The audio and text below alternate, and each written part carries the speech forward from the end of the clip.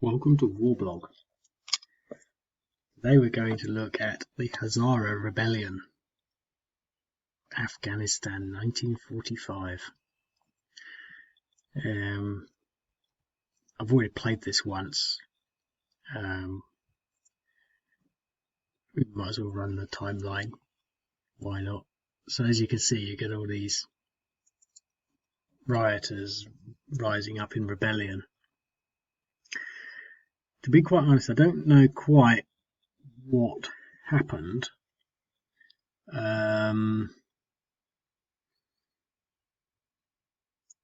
It's interesting to watch the replay.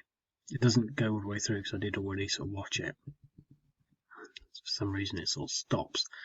But I'm going to play it again. But essentially these are the Hazaras, which is a sort of like a not a race, it's a class of people in, there's probably a better term for it, in Afghanistan, and they taxed them, and they didn't like it, so they rose up. But they taxed them, or they rose up in Shahristan. So essentially, they're all over Afghanistan. But this is the administration of Shahristan where this rebellion took place. So the Hazaras, there's several million of them around the world at the moment. So they're some sort of ethnic group. They were taxed by the Kingdom of Afghanistan. Now that sort of perplexed me a little because I still don't fully know the ins and outs of the history. But I think the Kingdom of Afghanistan is quite different to some of the other sort of Afghanistan type things. I'm not going to look at it, but if you look at the Tsar Revolution,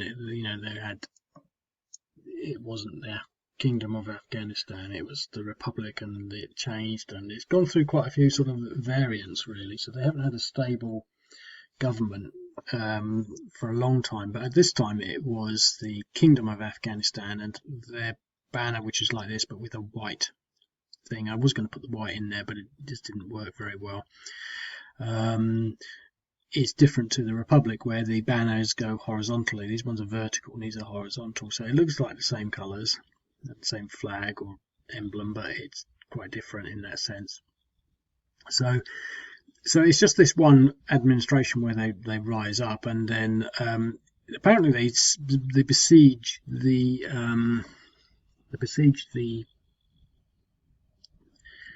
administration, the region. But if you look at this, say on Google Maps, there's nothing there. So I don't know where these villages are. I mean, there might be some over here. Because you can't zoom in very well, you can't really get a clear and exact idea of where places are. But if you look at this generally on Google Maps, there's literally nothing there. You have to look at it on the sort of the regular map to see that it defines a road network that sort of goes like this through all these mountains. This river, if my brain worked, I'd better remember what it is, because it's the Helmand River. I think I'm pretty sure it's the Helmand River, which is sort of, I thought Helmand was an area, but so this is quite central. So essentially, they rise up after they become taxed, and then the Kingdom of Afghanistan send in some troops, and then they negotiate an agreement in some capacity, but it's sort of a bit unclear what they do, in the sense that there are two different accounts of how this rebellion ended. According to the Encyclopedia Iranica, which is quite an interesting source, I haven't managed to actually get anything out of it, but it's apparently an English source of the entire history of Iran, so in theory there should be some interesting stuff in there. The Afghan government sent a force to pacify the region and subsequently withdrew the tax. According to this is the Encyclopedia Iranica. According to Niamatullah Ibrahima, it ended in spring 46 when Mohammad Zahir Shah sent a delegation to the rebels offering to lift the tax if the rebels laid down their arms, which was accepted. So either way, they they sort of negotiated some kind of agreement withdrawing the tax. I mean, wouldn't that be great if it worked today? Maybe that's not what I should be saying, but so there we have essentially. So it's just this much here in text. I did look it up on the sort of online newspapers. I couldn't find any accounts of it. So it's sort of interesting because this is the only historic resource that I have for this event. And so I've built this scenario based just solely on this because there's no other reference to it. There's no, the area seems to be just mountains. There doesn't seem to be anything there.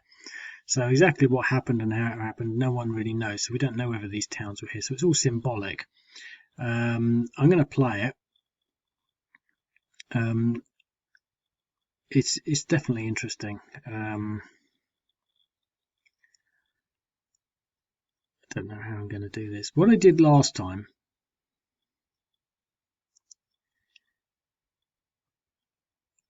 I moved there, end the turn. I had to play it because I didn't know whether or not it would work or not. Now, what the police can do, you see, they can move there. This is what I did, or this is what I didn't do, and I'm going to tell you why. I thought, oh, I'll do this because it would seem like the most obvious thing to do, but I didn't, and I was glad I didn't. But I'm doing it deliberately in this one. So we've pushed them back. No rioters here. Oops. Oh look, you've just lost the village.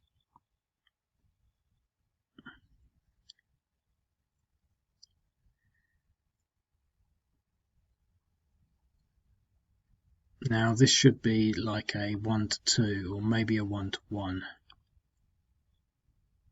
1 to 2, but we got an exchange, which was okay because if he attacks he'll lose that.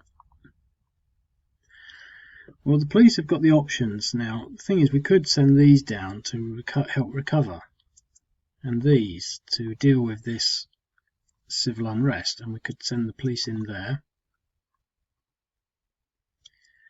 Oh look, the police failed. So the course of history is going very different as to what it did when I played it before, just because I came out to deal with the protesters. Now we've also moved these out of the villages, which let's see what sort of chaos that brings about. Oh look.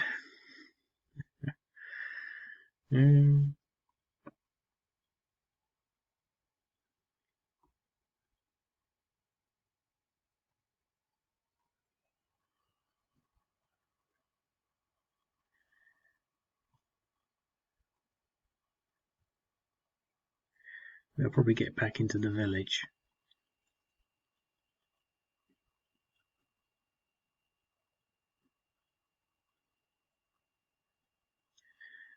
What we could do though,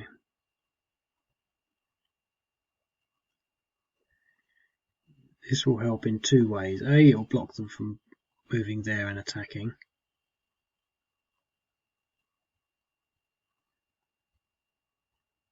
Oh, he's moved. It's this one.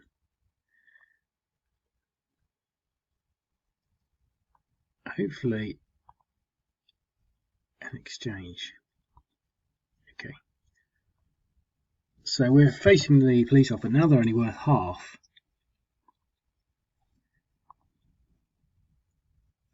Right, so the police sort of probably want to continue to deal with this situation. They probably want to move back into the village and attack these rioters and an exchange. Okay. Now, the question is, if that was a 1 to 1, this is going to be like terrible odds. So they're going to have to just cut their losses and retreat.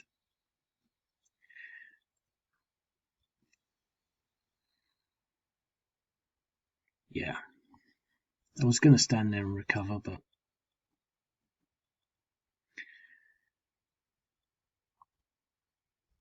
Okay, so now there's more rioters.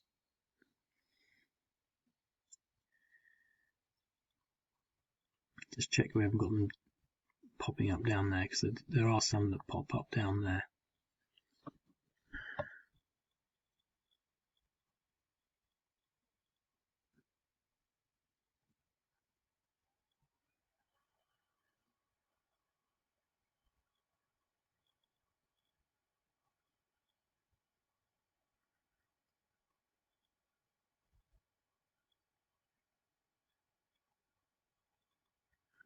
I'll leave this to recover. Him.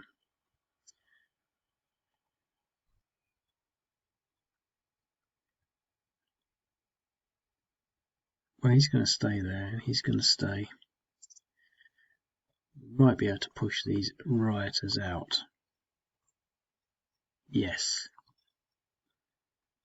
But can't move.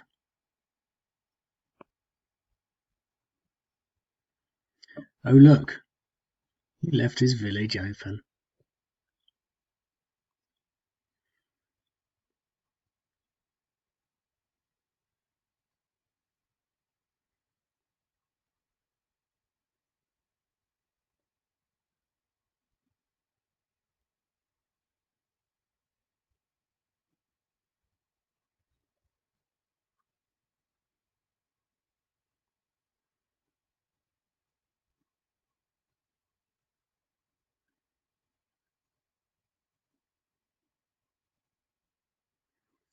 Exchange. So there's lots of rioting going on of various forms.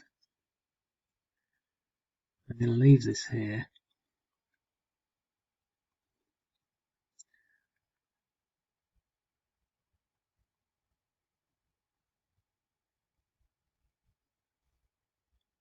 They might be better off holding their ground, because it's going to be like a 1 to 3.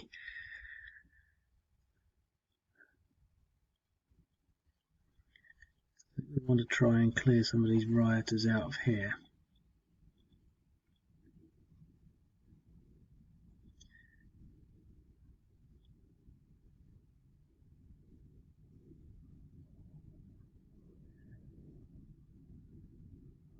Okay, we've got the option to push him back as well. And exchange.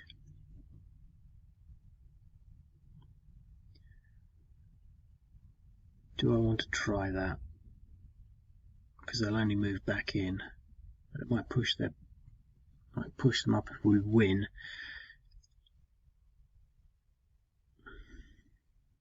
No, I'm not.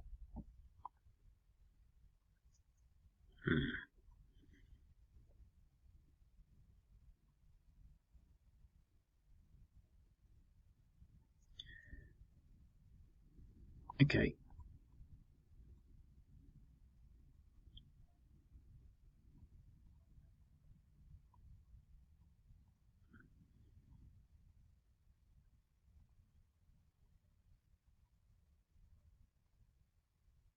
Exchange.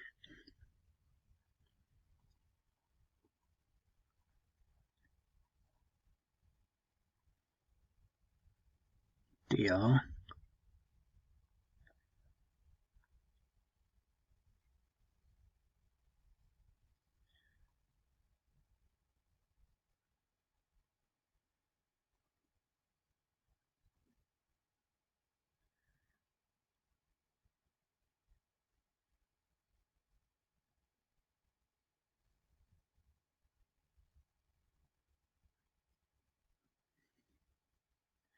Okay, so he's going to try and recover. Okay, more rioters.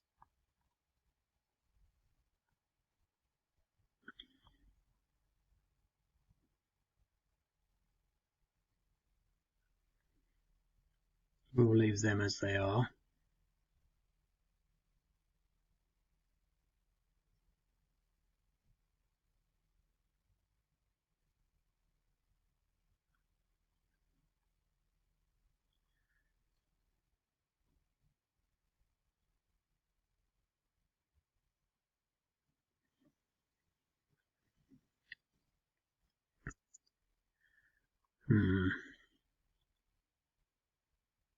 I want to get the full surround.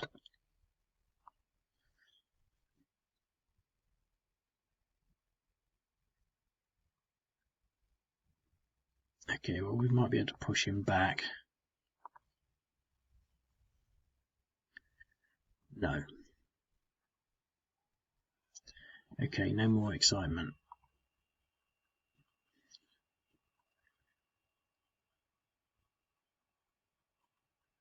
Okay, so we've got these guys.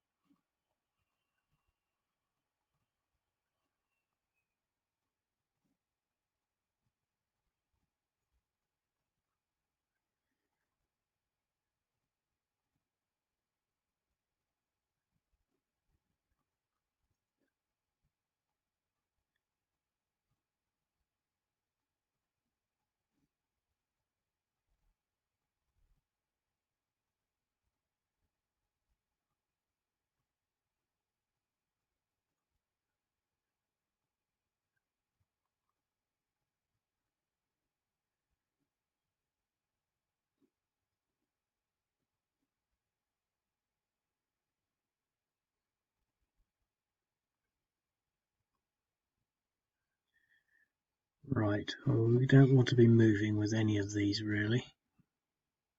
But him could do one thing, but I don't want to.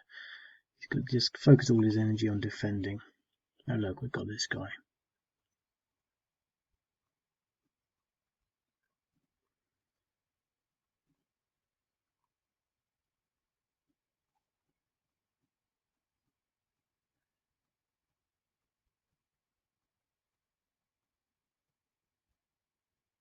Come on.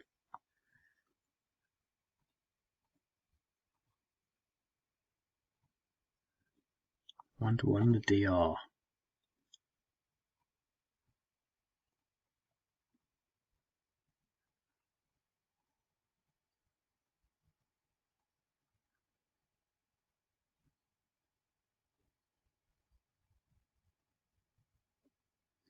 And another DR. 5, 6. We're going to leave and recover with everything.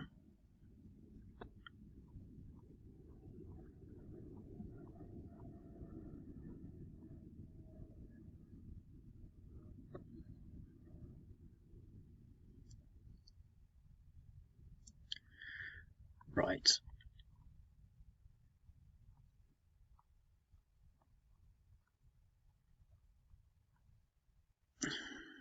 Come on.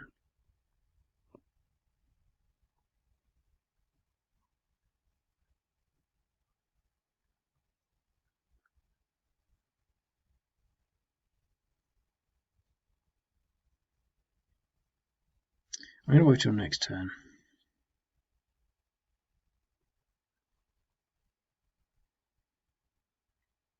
And I'm going to chase this police unit because I can.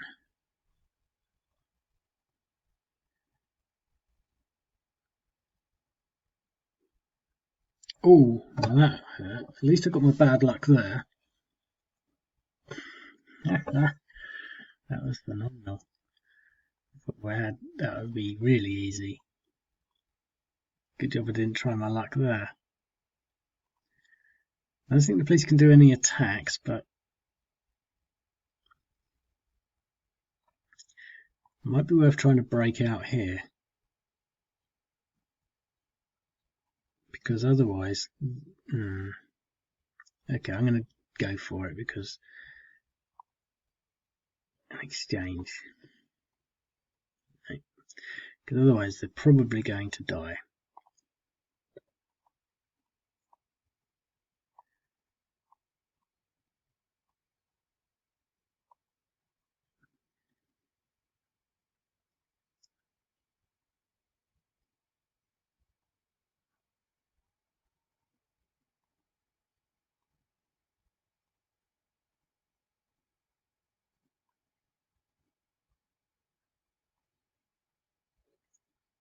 Okay, so we destroyed that police unit.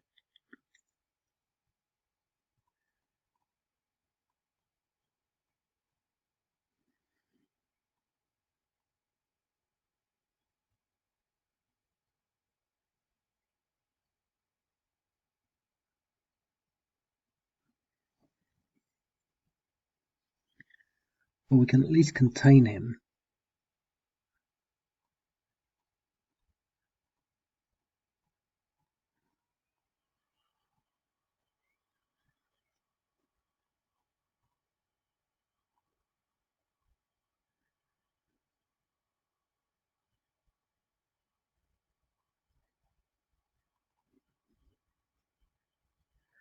We'll probably want to run away.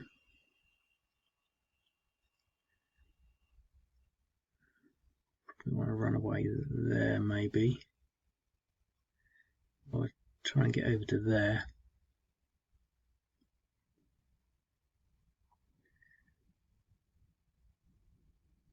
Okay.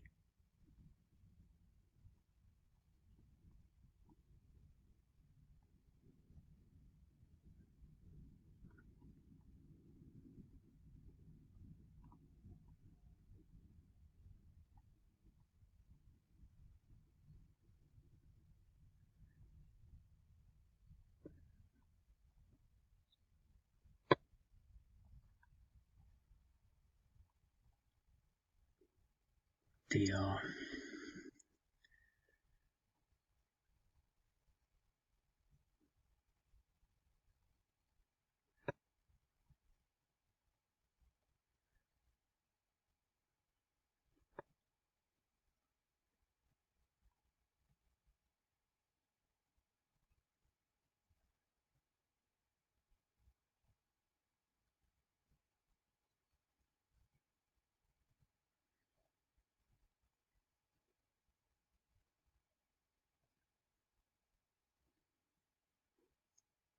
See, that would have killed him. We got this around, but he moved, so we didn't.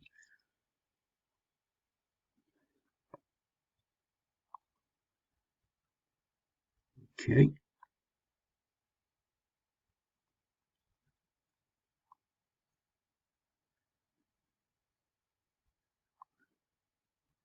Fighting valiantly.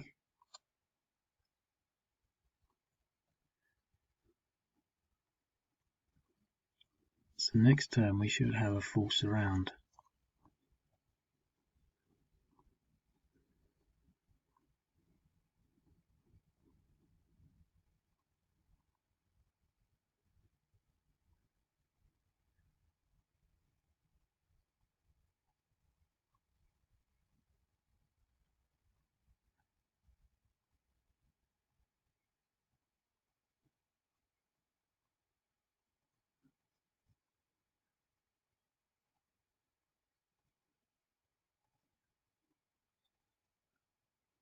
Exchange. Okay.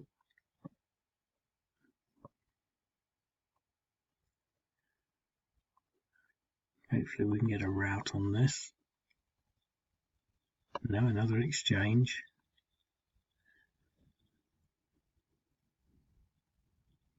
That's because they're tight. Well, that's not really. Okay.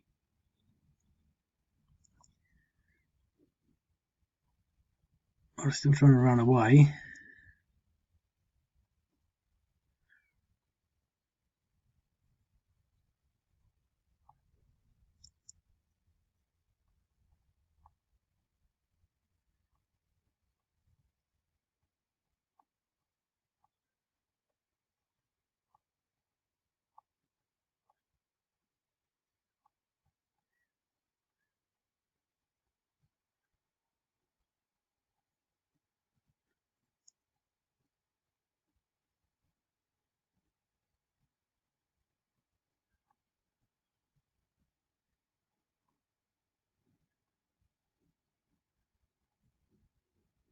Got him.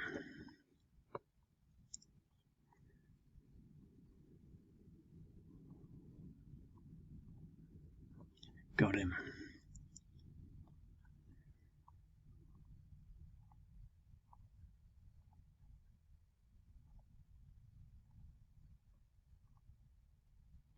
Got him.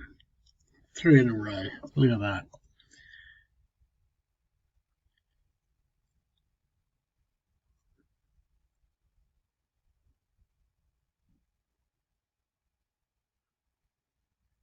Oh look, the military have arrived.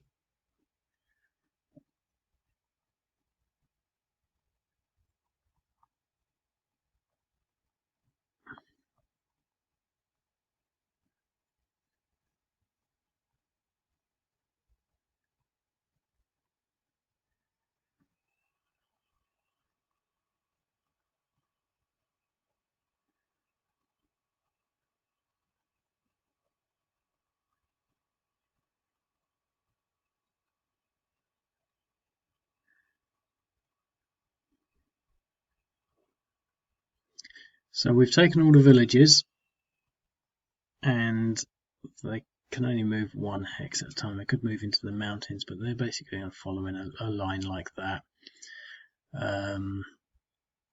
Not much point in playing any further. We can't beat the military, so they will arrive and a negotiation will be held, and the tax will be withdrawn, and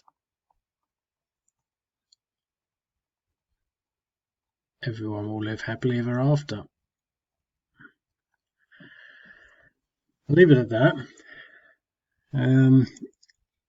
It's interesting, I think, because, I mean, for the main reason that the only reference was that Wikipedia item. So as an event, it probably wasn't really up to much. Now, when they took over the sort of administration buildings, they got arms and ammunition, and I did think I put some irregulars in there to reflect that. But you know, even they wouldn't really fare too much against the infantry units there, and there's no account of there actually being that sort of violent confrontation. But because it's got such a sort of an uncertain I can never remember these words.